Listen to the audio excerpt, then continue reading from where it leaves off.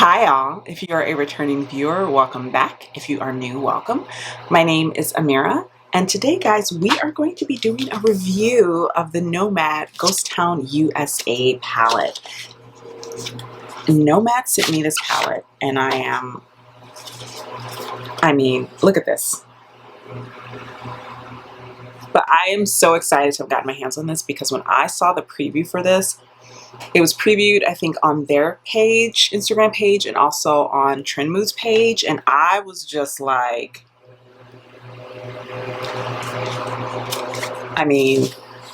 look at this color story. I'm going to keep this little paper in so it kind of covers the mirror so it doesn't blind you guys. But look at this color story, guys. Look at this color story.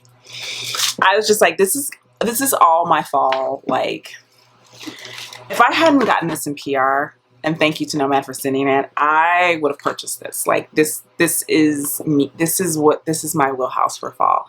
And I am so excited to play with this. So I have my makeup on already. I will leave it below in the description box what's on my face. But yeah, let's get into it. I'm gonna zoom you guys in and then we can get started on the eyes. All right, gang. So let's start off. I kind of have an idea what I want to do, but I don't know how I'm going to execute it. So I'm just going to play around a little bit and hope it works out in my favor. But we're going to start off with the shade Undead Sheriff. And that is this shade here, this like really tan shade, the second shade in for top row.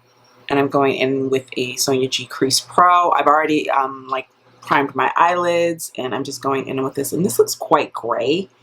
Whoa! Like it's very tan in the palette, but I knew on my skin tone it was probably going to read quite gray, which it is. But it's also really pigmented. My goodness. Okie dokie. But I really want to play with these blues, and I kind of have an idea what I want to do. So I think I'm going to start off here. And then I'm going to, you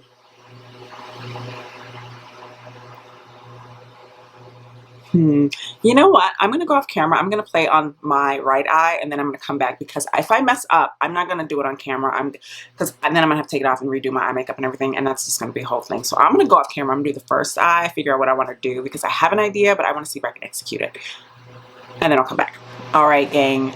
I'm back. So this is the finished right eye. And I started on this eye like I showed you guys, but I went in with the shade Calamity Jane, the shade Skinner Saloon and Calamity Jane. I then went in with the shade Smoky Quartz on my lid, which is like the metallic. And then I used Dead Man's Hand to do the line. And then I did Bandit Queen and Rusty K, the lower lash line. And this is called, I think it's called Rhyolite, Nevada, or NV. In my inner corner. So we're just going to replicate that on the other side, and I'm going to talk you through what, did I do this right? No, I didn't. Going into the wrong shade there. Not my best move. So I'm just using a little bit more of Calamity Jane to even that out. This is such, I want to say, one thing I will say about this palette, guys, is I was shocked at how pigmented this is. Like, it literally, I was like, whoa, slow down. And I was saying that to myself because I was going in really fast, and which is not what you want to do when you have a really pigmented palette. So I was just like, slow your roll, sis. So I'm going into Smoky Quartz, and I'm using my Rougher 21. I did go in with my finger originally, and it gives a more sheer, scattered vibe when you use your finger. So if you want more like payoff, I would say wet your brush. This brush is dry, but I'm about to wet it again just to get more of that payoff that I want. So I'm going to go into Smoky Quartz and then spray my brush.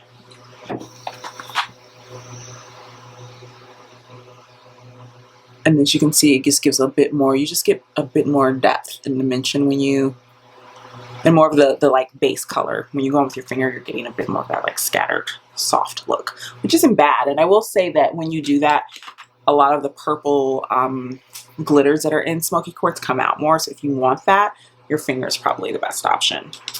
I'm then taking, if I can find it, where are you? There you are. My Linda Hallberg or LH brush. It's called the 333, and it's like a little angle brush. I love this brush for doing like winged liner with eyeshadow, which is what we're doing here. And I somehow managed to get, hold please.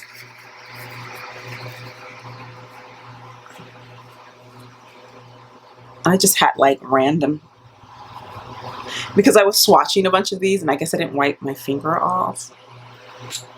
This is the kind of things that happen to me off camera all the time.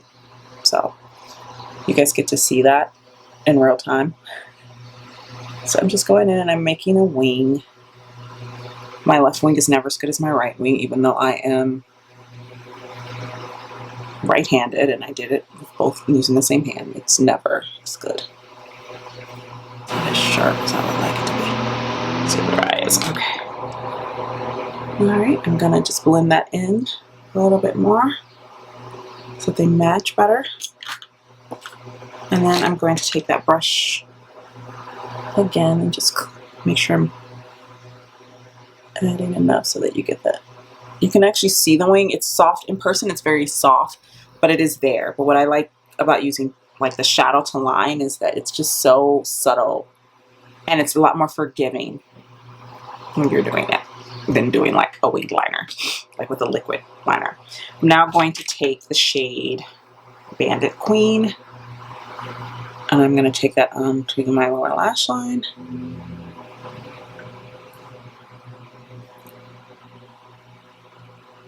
And I'm then going to take, what is this called? Arrested Decay. So cute. The names of these shadows are so cute.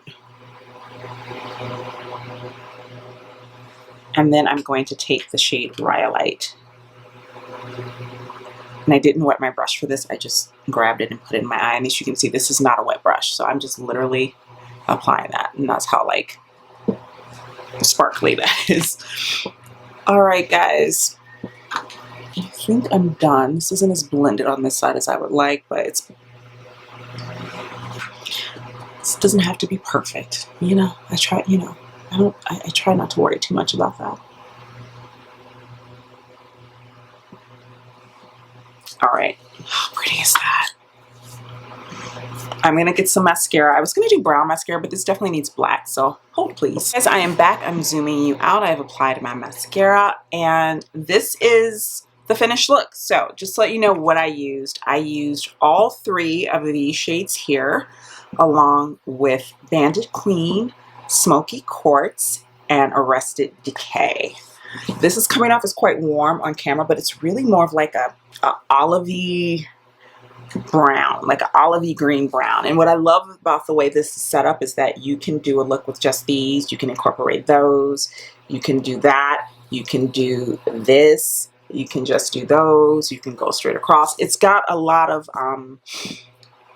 a great usability factor, and there's not a lot of like guesswork as to what goes with what or how to pair them, if that's something that you struggle with. I don't struggle with it that much, but sometimes if a palette is a little too scattered, it can be a bit much. But I like, this is very pleasing to my brain and my eyes, the way this is laid out. All right, so this is a first impression, so I can't tell you like how these are gonna wear. I've got eyeshadow on my nose. Hold please. Yeah, I can't tell you guys how these are gonna wear, but I can tell you my first impression and how they applied. And I have to say, even more so than the Safari palette, which I really like, the Okavango Safari palette. I liked that one a lot. And I liked the fact that it was very colorful while still giving you like sort of a usable, neutral, everyday kind of palette. This Color Story, as much as I love that one, this one is very much up my alley. Maybe even more, because it still has those like swampy greens, but it's including these like cool toned tealy blues. And I love like a cool toned, gray toned blue, a teal, a like desaturated navy. Oh, yes. And on my skin tone, this actually looks quite like true blue. It's not as true blue in the pan. It could just be the lighting as far as how my skin looks. But I'm really impressed with how these applied. I actually feel like these mattes applied better than the ones from the Okavango. because I literally, I did for my brushing once and I was able to do my entire, like I did one eye and I was moving on to the other and I hadn't did my brush in a second time. And that's why when I say I had to slow down. So I will say this, if you are someone who's not used to working with colorful shadows or really pigmented colorful shadows, I would say maybe go slow, but also maybe use a synthetic brush that doesn't pick up as much product. I was using my rougher brushes, which are natural hair, so they're going to pick up a lot of product just by nature, by their nature, the nature of what they are. Natural hair brushes just tend to pick up more product. So I would suggest, if that is something that maybe is scaring you off a little bit, try a synthetic brush. But the great thing is, even though these are very pigmented, they blend really, really easily. Like I said, I think this palette actually was easier to work with than Okavango. So even though it has shades that are quite as like natural toned, because generally speaking, more natural toned shadows are easier to blend because you're not blending something that's such a contrast to your skin into your skin. You're, you know, blending a brown or blending a taupe or a beige is going to be easier than blending a blue or a red or pink. That's just the nature of pigment. But I found these so easy to work with. I did this eye so quickly and I was about to go into the other eye and I was like, oh wait, I'm supposed to be filming this. And that's why I came back on camera because it was just going so fast. It didn't take me that long. Like I was like, I want to do a wing with the dark blue and I want to do, and it was just done. It was like, boom. Love that for me. I love that in general because even though I love makeup and I love playing with makeup and I love trying new eye looks, I don't like spending a lot of time on makeup. I'm not someone who wants to sit and blend eyeshadow for like 20 minutes. I don't have time for that. Like, you know, this isn't my full-time job. I have to get to work. I got things to do. I don't have time to spend an hour on my eyes first, just the eyes, you know what I mean? So being able to have shadows that are still colorful and that are still easy to work with, but that I can use quickly is nice. The other brands that kind of give that to me are Natasha Denona and Pat. Those are two brands, higher end brands, that I feel like give me that sort of, you can get color, but you can also get usability. And I feel like that is what I'm getting from this palette, which is really, really, really nice, is getting that. You're still getting the color payoff, but you're also getting usability. So yeah, I'm actually I was really excited to try this and I was hoping that I liked it. My feelings about the shimmers, like I said, the mattes really easy to blend. The shimmers for me feel very much like they felt in the Okavango palette. I will say that these feel very thin. These aren't those type of like super thick, creamy, almost wet type of shimmers. These are a bit thinner to the touch. You will have to layer them to get that impact, but you see with my inner corner, it didn't take much. Like I just dipped in and I didn't wet my brush and I was able to get that payoff. So it's not that you don't get payoff, but I will say that some of these are just a little bit thinner, like Smoky Quartz. I'm going to swatch that. As you can see, it's very kind of like, you don't get a whole lot of dimension right off the bat. But when I applied it to my eye, the purple flecks were coming out, and then when I wet my brush, I got a little more body.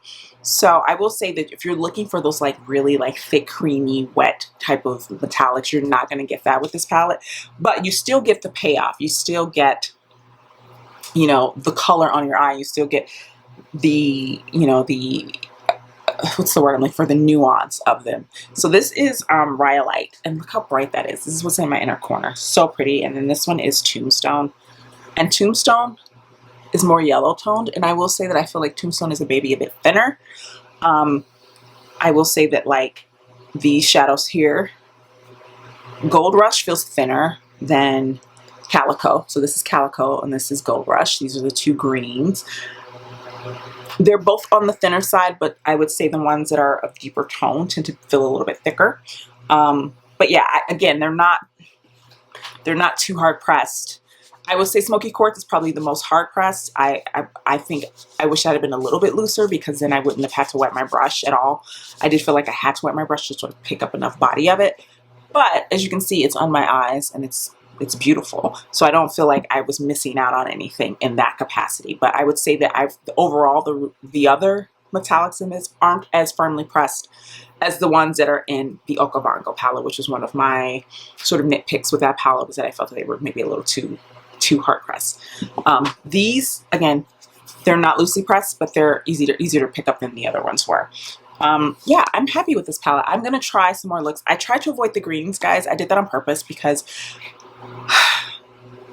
Green is my favorite color.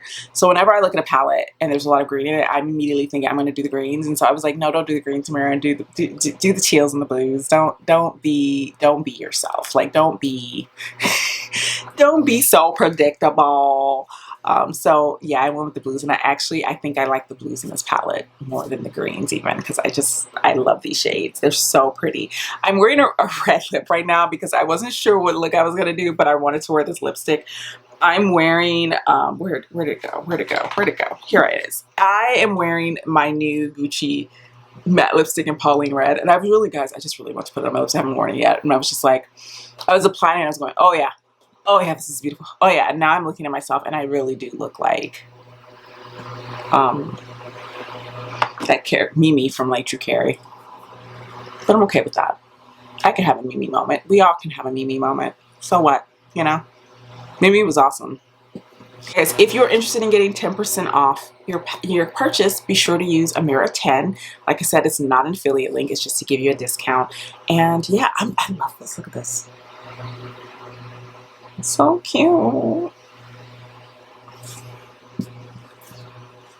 I love that. This kind of stuff, I was obsessed with these kinds of things as a kid. So when I saw this, the kid in me was like, ooh. If you enjoyed today's video, please be sure to hit the like button, and I will see you guys in the next one. Bye now.